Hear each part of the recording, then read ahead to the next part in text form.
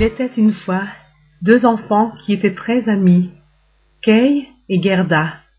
Leurs parents n'étaient pas riches.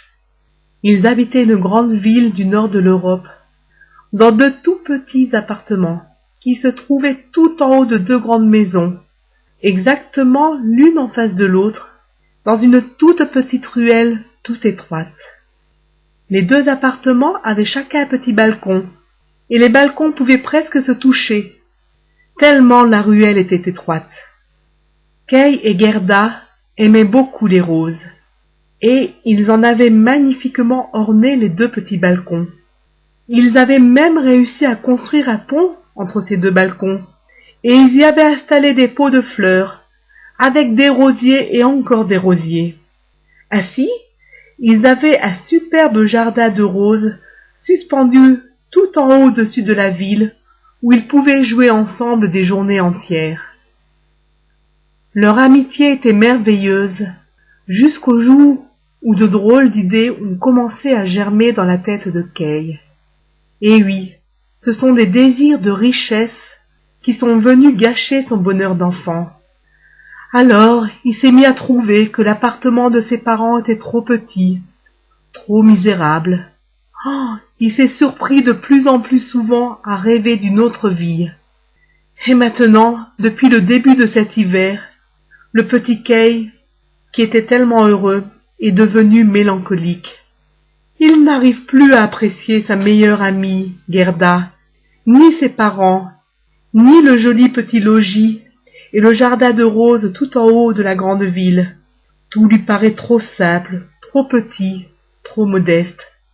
Tout au long de la journée, il rêve de vivre dans un château, ah oui, et de passer des moments agréables aux côtés de personnes distinguées, élégantes, habillées comme des rois et des reines, et il serait fier de parler avec ces personnes-là.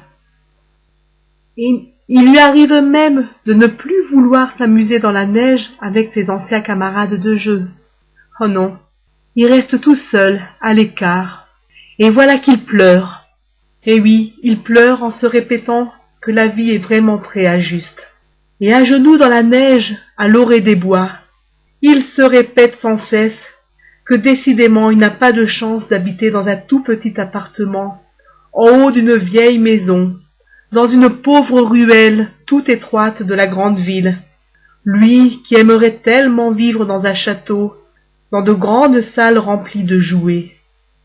Un jour que Kay se lamente, assis dans son coin, un magnifique traîneau approche.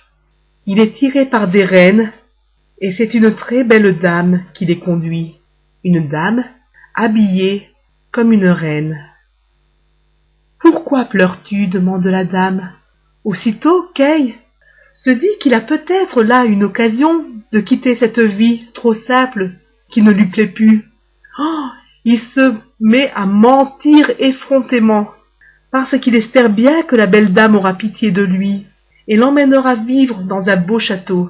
« Je suis orphelin, dit-il, et je vis tout seul dans une cabane au fond des bois. Mais voilà, la neige a mouillé mon tas de bois pour le feu, et je crois bien que cette nuit, je vais mourir de froid. »« Chez moi, répond la dame, il ne fait pas très chaud non plus, car je suis la reine des neiges.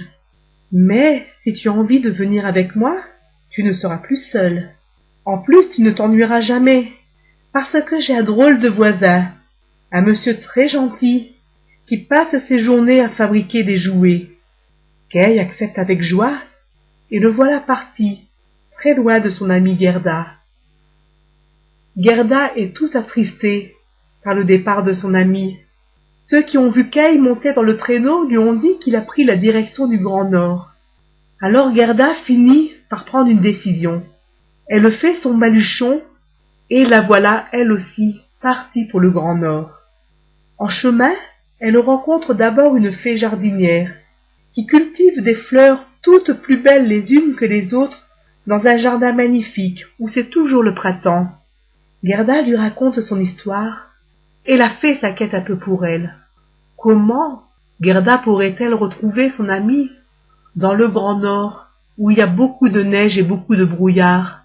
Elle pourrait faire de mauvaises rencontres, rencontrer un ours affamé, Et oui, les ours polaires peuvent être méchants parfois. Elle pourrait tout simplement mourir de froid. Ah oui, la fée se dit qu'il vaudrait mieux que Gerda ne parte pas pour le Grand Nord. Et elle décide d'effacer Kay de sa mémoire. Ensuite, elle lui propose d'habiter chez elle. Alors Gerda passe de longs mois à se promener dans le magnifique parc en compagnie de la fée. Elle passe des jours très tranquilles et très heureux, jusqu'au jour où elle aperçoit des roses, oui. Et d'un seul coup la mémoire lui revient.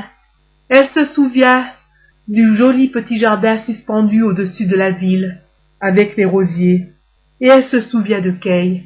Alors elle remercie la fée jardinière qui lui a offert aussi longtemps l'hospitalité, et la voilà repartie. Un peu plus au nord, Gerda rencontre une corneille blessée. Tout en lui parlant de son amie Kay, elle la soigne avec beaucoup de tendresse et finit par la guérir. Alors la corneille lui révèle qu'elle niche dans la cour du château d'une princesse et que cette princesse vient juste d'épouser un jeune garçon et de le faire prince. Le cœur de Gerda bat très fort et elle se laisse guider jusqu'au château par la corneille. Elle se fait passer pour une servante et réussit à s'introduire dans le château et à se faire engager au service de la princesse. Elle finit par apercevoir le prince, mais, hélas, ce n'est pas Kay. C'est un grand garçon qui lui ressemble. Elle fond en larmes, et le couple s'inquiète beaucoup de son chagrin. Alors Gerda raconte son histoire au prince et à la princesse. Ils sont tout émus par le courage de la petite fille, et lui donnent des habits de princesse bien chauds, et un petit traîneau doré tiré par des chiens, pour qu'elle puisse repartir à la recherche de son amie. Encore plus au nord, Gerda fait une mauvaise rencontre. Elle trouve sur son chemin une famille de brigands qui lui prennent ses beaux vêtements, son traîneau doré et les chiens. Et la font prisonnière, parce que comme elle porte des vêtements de princesse, les brigands pensent qu'elle est très riche, que ses parents pourraient donner une grosse rançon pour la récupérer. Heureusement, la plus jeune des enfants des brigands est une gentille petite fille qui se prend d'amitié pour Gerda. Mais une petite fille de brigand n'est pas forcément bien élevée. Alors elle se met à faire un affreux caprice. Elle se met à taper du pied, à hurler, jusqu'à ce que ses parents lui permettent de garder la prisonnière avec elle dans sa chambre. Une fois qu'elle est seule avec Gerda, elle lui rend ses bottes bien chaudes. Mais elle ne retrouve pas les vêtements de princesse. Ses parents les ont déjà revendus. Elle ne peut lui donner qu'une vieille couverture pour la protéger du froid. Et comme la petite fille de brigand possède un beau renne, elle le donne à Gerda et l'aide à s'échapper de la tanière des brigands, bien solidement attachée sur le renne, parce que l'animal court très vite et la petite fille des brigands a peur que Gerda tombe. Tout à fait au nord cette fois, Gerda rencontre enfin deux femmes qui ont rencontré son ami Kay, et même qui le connaissent bien.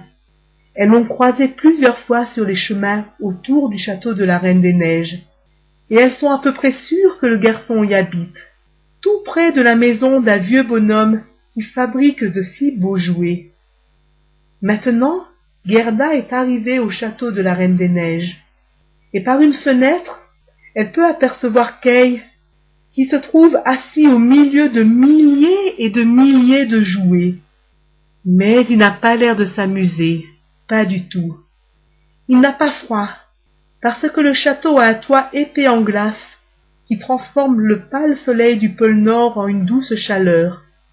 Il est bien confortablement installé, mais il a l'air très triste, et la Reine des Neiges lui parle doucement pour essayer de le faire rire, mais en vain.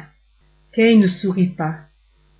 Gerda s'avance jusqu'au seuil du château, et elle sourit en sentant la douce chaleur arriver à elle, parce qu'elle a eu bien froid, lancée à toute vitesse le dos du renne.